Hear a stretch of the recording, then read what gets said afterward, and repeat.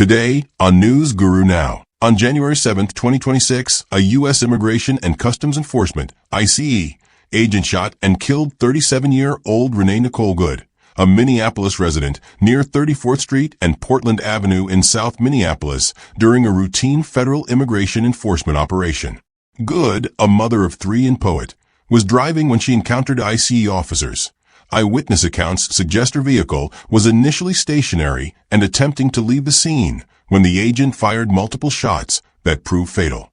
Federal authorities, including Department of Homeland Security, DHS, Secretary Kristi Noem, have publicly defended the action by the ICE officer, described as acting in self-defense after Good allegedly used her vehicle to threaten the agent. Noem twice characterized Good's actions as obstructive and even labeled them domestic terrorism, descriptions that have been widely disputed by local officials. The officer involved has been identified in legal filings as Jonathan Ross, a long-serving federal agent with prior field injury history, cited by DHS in its defense of his immediate use of lethal force. Public releases of cell phone and bystander video have become central to the controversy. Some footage appears to show Good's SUV backing up and turning away from officers immediately before the shots were fired, leading Minneapolis officials to assert she posed no imminent threat at that moment. Critics say this casts doubt on the federal narrative that she was attempting to ram the agent. The binary nature of these accounts, federal assertions of an imminent threat versus local interpretations of the same footage, has intensified the dispute over how events unfolded. Federal leaders insist the video supports their account, while Minnesota leaders describe those claims as premature and misleading. Initially, the Minnesota Bureau of Criminal Apprehension, BCA, was set to conduct a joint fatal use of force investigation with the FBI. However, in a sudden shift, the FBI and U.S. Attorney's Office removed the BCA from the case, asserting sole federal investigative authority and denying state agents access to evidence, interviews, and crime scene materials. Minnesota officials, including Governor Tim Walz, have publicly criticized this change, arguing it is unusual and undermines transparency, especially given the long-standing practice of joint investigations in law enforcement use of force cases. Walz said exclusion of state investigators makes a fair outcome very, very difficult to believe. In response to the federal exclusion, Hennepin County Attorney Mary Moriarty and Minnesota Attorney General Keith Ellison announced a parallel state investigation and launched an online portal for the public to submit any evidence related to the shooting, including videos, witness statements, and other materials that may not be in federal hands. The aim is to preserve potentially critical information that could otherwise remain inaccessible. Officials emphasize their intention not to attack the FBI, but to ensure accountability and comprehensive evidence gathering, especially since key items, such as Good's vehicle and forensic evidence, are under federal custody.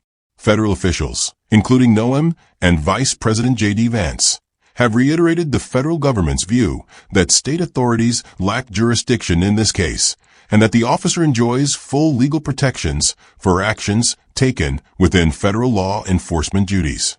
These pronouncements, however, have been contested by legal experts who note that federal investigation does not preclude state criminal proceedings. Following the shooting, protests erupted throughout Minneapolis as residents and activists expressed outrage over Good's death and what they see as a pattern of excessive force in federal immigration operations. Demonstrations have taken place near the shooting site, around ICE facilities, and in residential neighborhoods, with chants calling for justice and the removal of ICE from the city.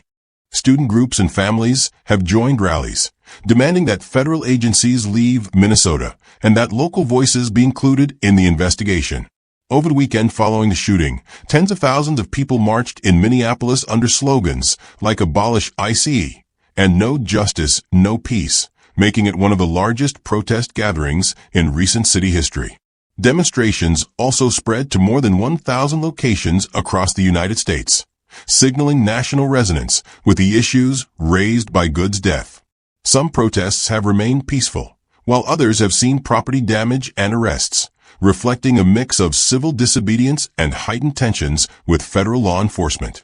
Locally, many residents and officials see echoes of earlier Minneapolis tragedies involving police violence. Strengthening community calls for accountability and reform. Newly elected city representatives have drawn parallels between Good's death and past incidents that fueled sustained movements for policing and justice reforms. In response to the unrest, DHS announced plans to deploy hundreds more federal officers to Minnesota to support ongoing operations and maintain order, marking a significant escalation of federal presence in Minneapolis. The shooting has become a flashpoint in national debates over immigration enforcement, federal authority, and community policing. Progressives and civil rights advocates argue that the incident highlights systemic problems with ICE operations. Meanwhile, federal leaders maintain the necessity of robust enforcement and claim the agents' actions were legally justified. Members of Congress from both sides have weighed in, with some demanding transparency and accountability, and others reiterating support for federal law enforcement prerogatives. Beyond the immediate political fallout, the shooting has reignited deeper questions about how power is exercised and constrained when federal law enforcement operates within local communities. Unlike city or state police departments, federal agencies, such as ICE, function largely outside local control, answering instead to national leadership and internal review mechanisms. For critics, this separation creates a gap in accountability that becomes especially visible when force is used. Legal scholars have noted that while federal officers are subject to investigation, those processes are often slower, less transparent, and harder for the public to scrutinize. Internal reviews, administrative findings, and federal prosecutorial decisions rarely provide the same level of disclosure as state-level proceedings. In cases involving death, this difference can feel consequential, particularly to communities already skeptical of law enforcement oversight. Minnesota officials have emphasized that their push to collect independent evidence is not an attempt to undermine federal authority, but to preserve public confidence. By opening channels for civilians to submit video, photographs, and eyewitness accounts, state leaders are attempting to counter the perception that critical information could disappear behind jurisdictional walls. Whether that effort results in formal charges or not, it reflects a broader demand for parallel scrutiny rather than unilateral conclusions. Another lasting impact of the case has been the battle over narrative control. Early statements from federal officials, particularly those issued before the release of full video evidence, shaped public perception almost immediately. Once such narratives are established, later corrections or clarifications rarely carry the same weight. This dynamic has fueled accusations that official messaging prioritized justification over verification. For many observers, the issue is not simply whether the agent acted lawfully, but whether the public was given an honest account from the outset. Trust, once compromised, affects how every subsequent development is interpreted. Evidence releases are scrutinized more intensely. Delays are viewed with suspicion. Silence is interpreted as concealment. This erosion of trust has broader consequences. When communities believe outcomes are predetermined, cooperation with investigations declines, cynicism grows, and social divisions deepen. Even a legally sound conclusion can fail to persuade if the process that produced it is not widely seen as fair. The case has also renewed debate over how and where immigration enforcement should occur. ICE operations frequently take place in residential neighborhoods, workplaces, and traffic stops, environments where bystanders, families, and children are present. Critics argue that such settings increase the likelihood of chaotic encounters and tragic outcomes, particularly when agents are armed and operating under pressure.